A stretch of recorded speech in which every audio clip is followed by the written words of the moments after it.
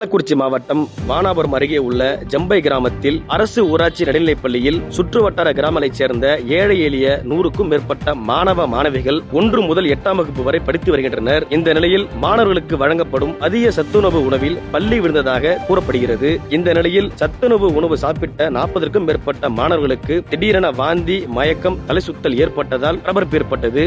இதனைத் தொடர்ந்து 108 ஆம்புலன்ஸ் மூலம் மணலூர்பேட்டை அரசு ஆரம்ப சுகாதார நிலையத்திற்கு சிகிச்சைக்காக ஆசிரியர்கள், பெற்றோர்கள், மாணவர்களை அழைத்து சென்று சேர்த்துள்ளனர். மணலூர்பேட்டை ஆரம்ப சுகாதார நிலையத்தில் போதிய மருத்துவர்கள் இல்லாததால் மேல் சிகிச்சைக்காக திருவண்ணாமலை அரசு மருத்துவக் கல்லூரி மருத்துவமனைக்கு அனுப்பி வைக்கப்பட்டுள்ளனர்.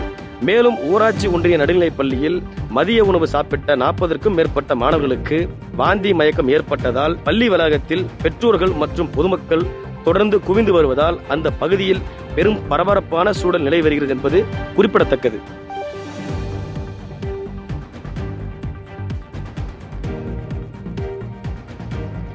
செய்திகளை உடனுக்குடன் தெரிந்து கொள்ள கீழ்கண்ட கேபிள் மற்றும் டிடிஎச் நெட்வொர்க்குகளில் எம்நாடு செய்தி தொலைக்காட்சியை காணுங்கள். பாதகம் செய்பவரை கண்டால் நாம் பயம் கொள்ளலாகாது பாப்பா.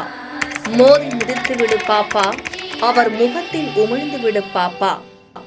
அண்மை செய்திகளை உடனுக்குடன் தெரிந்து கொள்ள இணைந்திருங்கள் எம்நாடு தொலைக்காட்சியுடன்.